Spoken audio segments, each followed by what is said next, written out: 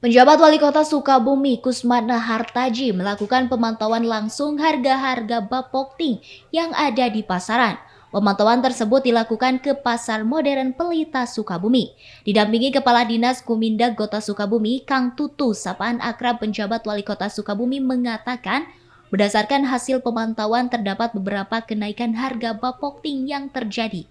Dirinya juga menyebutkan kenaikan tersebut bisa terjadi akibat terhambatnya pasokan yang terjadi akibat musim hujan saat ini.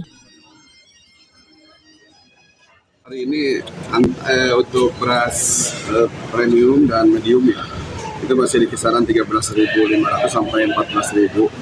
Datanya masih stabil di angka itu gitu ya. Tapi untuk beras SPHP kan itu sudah standar ya, tetap 10.900. Tapi untuk selanjutnya untuk daging ayam broiler normal 35.000 per kilogram, dan juga daging sapi ini alhamdulillah masih stabil di angka 130 sampai 135.000 rupiah. Cabai merah ini yang sering dikenakan, karena untuk cabai merah besar sebetulnya masih agak turun ya. Kemarin itu harganya 85.000, sekarang 80.000.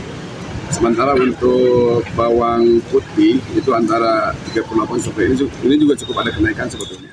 Dari Kota Sukabumi, Sofwan Julfikar dan tim liputan MGS TV melaporkan.